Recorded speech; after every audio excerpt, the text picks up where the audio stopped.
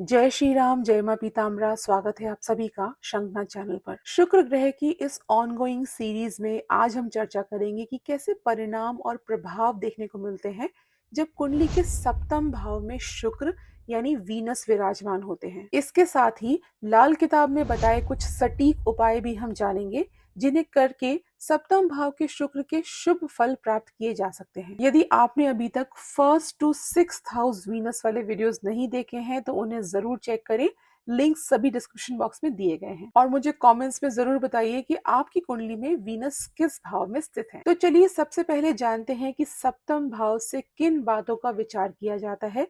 सप्तम भाव कुंडली का सबसे संवेदनशील भाव होता है क्योंकि आपके जीवन के जिन पहलुओं को यह दर्शाता है वो दरअसल आपकी लाइफ बना या बिगाड़ सकते हैं। तो सेवेंथ हाउस से हम विचार करते हैं लाइफ पार्टनर का, गृहस्थी का या मैरिड लाइफ का, बिजनेस पार्टनर्स का या जो भी पार्टनरशिप्स या कमिटमेंट्स हम दूसरों के साथ करते हैं। यह भाव आपके जीवन के उन हिस्सों को दिखाता है जो आप दूसरों के लिए जीते हैं। और जैसा कि मैंने कहा कि इस भाव से संबंधित चीजें आपकी लाइफ बना या बिगाड़ सकती हैं, तो इसका अंदाजा आप इसी बात से लगाएं कि मैरिजेस कैन रियली मेक और ब्रेक योर लाइफ। एक वफादार, प्यार करने वाला और अंडरस्टैंडिंग पार्टनर जिसे मिल जाए उसकी लाइफ संवर जाती है।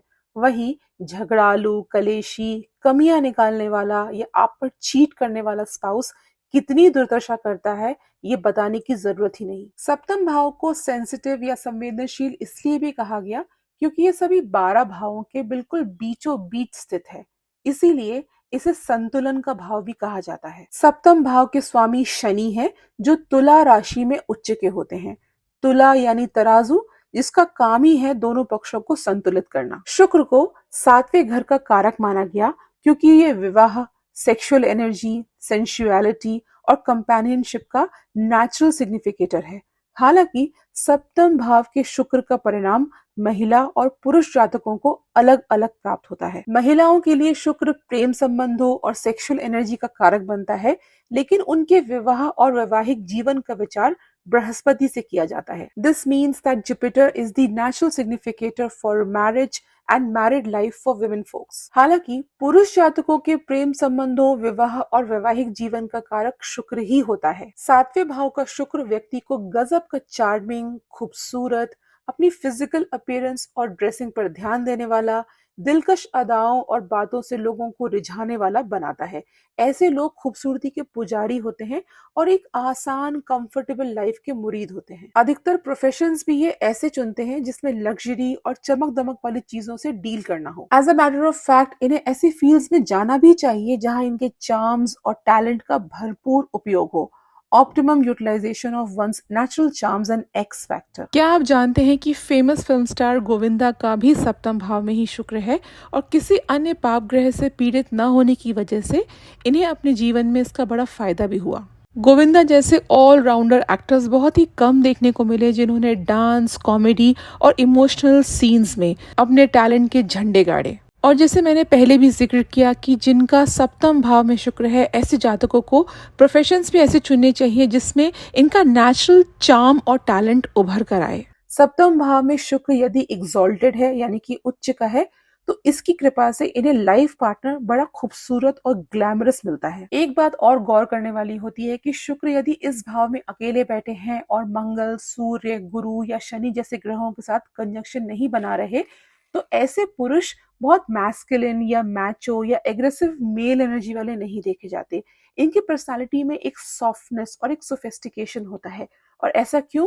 क्योंकि शुक्र फीमेल एनर्जी का कारक है, इसीलिए इनकी पूरे पर्सनालिटी में एक सॉफ्टनेस अपने आप आ जाती है। वहीं ऑन द कॉन्ट्ररी यदि किसी महिला जातक के सप्तम भाव में शुक्र होगा तो वो एकदम सॉफ्ट या फेमिनिन नेचर की नहीं देखी जाएंगी कि बस घर में रहकर पति या परिवार और बच्चों का ध्यान रख रही हैं या हर बात पर पति या पिता की परमिशन लेकर काम कर रही हैं।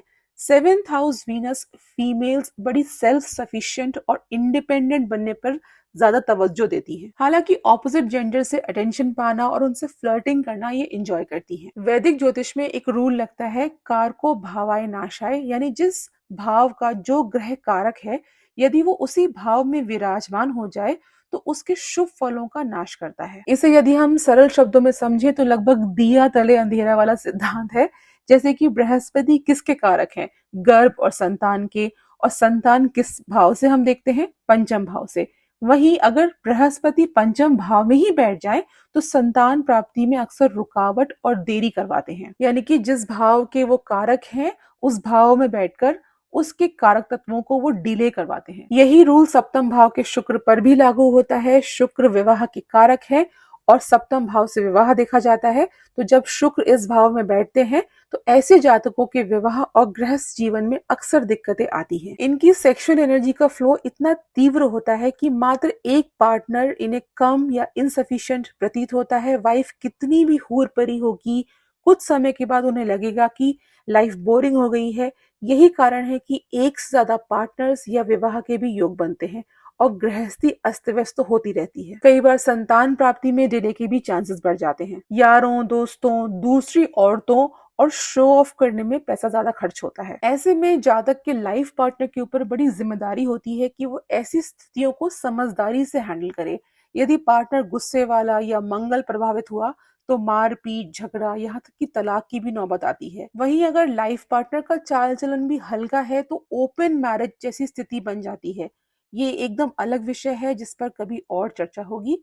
पर कहने का मतलब ये कि हमारे कल्चर में जो कुंडली मिलान का महत्व है वो यूं ही नहीं है। इसके पीछे लॉजिक ही यही है कि जोड़े ऐसे बने कि शादियां लंबे समय तक और हंसी खुशी निभ जाएं। खैर, अभी तक हमने जाना कि सप्तम भाव से हम किन बातों का विचार करते हैं। और अगर ये सीरीज आप आज तक फॉलो करते आ रहे हैं तो ये तो समझ ही गए होंगे कि वीनस किन बातों का कारक है। जितनी भी खूबसूरती, ऐशो आराम, सुख सुविधा, मनोरंजन की चीजें हैं इस दुनिया में, उसके नेचुरल सिग्निफिकेटर शुक्र ही हैं। जैसे कि अच्छे महंगे कपड़े, महंगे जूते, अच्छा भोजन, मेकअप, ज्वेलरी, गाड़ी घोड़ा, सारी सुख सुविधा की चीजें जिससे हमारी लाइफ आसान, कंफर्टेबल और ब्यूटीफुल बनती है। This also includes love, dating, music, art, dance, company of the opposite sex, travelling for leisure और वो सब कुछ जिससे आपको प्लेजर हासिल हो। यहाँ पर एक बात समझना भी जरूरी है कि आपके जीवन में शुक्र कैसे प्रभाव देंगे ये निर्भर करता है कि वो उच्च के हैं या नीच के हैं, आपकी कुंडली में किस राशि में बैठे हैं, क्या नक्षत्र है उनका और किन दूसरे शुभ या पाप ग्रहों के द्वारा वो दृष्ट हैं। इसीलिए एग्जैक्ट रिजल्ट्स जानने के लिए ये बहुत जरूरी है कि आप अपनी कुंडली का विश्लेषण करवाएं, क्योंकि हर व्यक्ति की कुंडली अलग होती है। किन्हीं दो व्यक्तियों के एक ही भाव में यदि कोई ग्रह बैठेगा तो भी उन्हें अलग अलग परिणाम प्राप्त होंगे, क्योंकि राशियों का और दृष्टियों का और नक्षत्रों का डिफरेंस आता ही है। और जैसा भी अच्छा या बुरा रिजल्ट कोई प्लैनेट आपकी कुंडली में दे रहा है उसी हिसाब से आपको उपाय करने चाहिए। हालांकि फिर भी कुछ कॉमन उपाय ऐसे होते हैं जो हमेशा अच्छा ही फल देते हैं, लाल किताब में बताए गए हैं और उन्हें करने से बहुत राहत मिलती है, कोई साइड इफेक्ट्स नहीं होते। तो आइए जानते हैं कि ऐसे वो कौन से उपाय हैं जिन्हें सप्तम भाव के शुक्र वाले जातकों को करना ही चाहिए। पहला उपाय, प्रतिदिन घर में घी का दीपक और कपूर जलाएं। इससे घर की नेगेटिविटी खत्म होगी और आपका ऑरा बैलेंस होगा। मंदिर में 11 शुक्रवार गाय के शुद्ध घी का दान करें। वैसे तो जितना व्यक्ति का वजन होता है उसका 10वां हिस्सा दान करना चाहिए, पर आप 10वें का भी 10वां हिस्सा दान कर सकते हैं। यानी कि यदि मान लीजिए कि आपका वजन 50 किलो है तो उसका 10वां 5 किलो होगा और उसका भी दशांश 500 ग्राम यानी कि आधा किलो। बस इतना याद रखिए कि जो भी उपाय आप करते हैं उसे कम से कम 11 शुक्रवार बिना क्रम तोड़े करें। अगर क्रम किसी कारणवश बीच में टूट जाता है तो अगले सप्ताह से फिर से ये सीक्वेंस शुरू करें, क्योंकि क्रम को मेंटेन करने से ही आपको अच्छे रिजल्ट्स प्राप्त होंगे। किसी भी उपाय में कंसिस्टेंसी होनी ही चाहिए। उपाय नंबर 3, अपनी पत्नी से वफादार रहें। जितना कमिटेड और लॉयल आप रहेंगे उतने ही शुक्र के शुभ फलों में वृद्धि होगी। शुक्रवार को अपनी पत्नी को इत्र गिफ्ट करें। वो स्प्रे वाला नहीं, क्योंकि स्प्रे वाले में अक्सर अल्कोहल या स्पिरिट मिलाया जाता है, बल्कि आप ओल्ड फैशन इत्र लें जिसे रोल ऑन या डायरेक्टली कपड़ों पर या स्किन पर लगाते हैं। ये इत्र का सबसे शुद्ध स्वरूप है। देखिए, धर्म पत्नी को वैदिक ज्योतिष में शुक्र का स्वरूप माना गया और इत्र को भी। इसीलिए इन दोनों को जब साथ में आप लाते हैं तो आपके शुक्र को बल मिलता है। अगला उपाय, शुक्रवार को बूढ़ी विधवा स्त्रियों को सफेद वस्त्र या सफेद मिठाई प्रेम से दान दें। दान और सेवा का देखिए पूरा फल तभी प्राप्त होता है जब उसे श्रद्धा से किया जाए, ना कि एक टास्क या बोझ समझकर कि अरे क्योंकि मुझे पंडित ने बताया है या ज्योतिष ने बताया है तो मुझे मजबूरी में करना पड़ रहा है। अगर आप इस भावना से करेंगे तो उसके फल आपको कभी नहीं मिलेंगे। किसी वृद्धाश्रम में या मंदिर में आपको कोई बूढ़ी विधवा स्त्री अगर दिखती है तो प्यार से अपने हाथों से उसे सफेद मिठाई खिलाएं, उसे वस्त्र दें, हो सके तो कुछ पैसे भी दें। उसके आशीर्वाद से आपके शुक्र के शुभ फलों में वृद्धि होगी। सबसे बड़ा महा उपाय, गाय की सेवा करें। ये मैं अपने हर शुक्र के वीडियो में बोलती हूँ। गाय देखिए शुक्र का प्योरेस्ट फॉर्म है।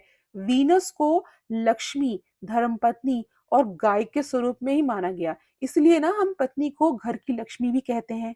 आपकी वाइफ के अलावा यदि इस धरती पे कोई लक्ष्मी का फिजिकल फॉर्म है तो वो है गाय, जिसे आप देख सकते हैं, उसकी सेवा कर सकते हैं। शुक्रवार को 2 किलो आलू को अच्छे से धो लें और हल्की सी हल्दी डालकर उसे पीला कर लें।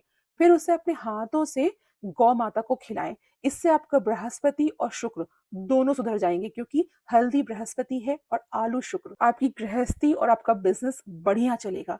नहीं तो आप आटे की लोई में कुछ मीठा जैसे कि मिश्री या बताशा मिलाकर इसे भी गाय को खिला सकते हैं। और जैसा कि मैं हर बार कहती हूँ कि यदि आपको अपने आसपास कोई गौशाला या गौ माता नहीं मिल रहे हैं तो आप शंखनाद चैनल के द्वारा समाज सेवा के कार्यों में भी अपना योगदान दे सकते हैं। आपके नाम से हर सप्ताह गौशालाओं में और कुष्ठ रोगियों के पास ये दान और सहायता राशि भेजी जाती है, उनके इलाज के लिए, उनके भोजन के लिए और बाकी सभी सेवा के लिए। स्क्रीन पर और डिस्क्रिप्शन बॉक्स में गूगल पे नंबर दिया गया है। आपके द्वारा भेजा गया छोटे से छोटा योगदान भी गौ माताओं और कुष्ठ रोगियों की सेवा में प्रयोग किया जा रहा है। तो मित्रों, ये था मेरा छोटा सा एनालिसिस शुक्र के प्रभावों का जब वो सप्तम भाव में विराजमान होते हैं।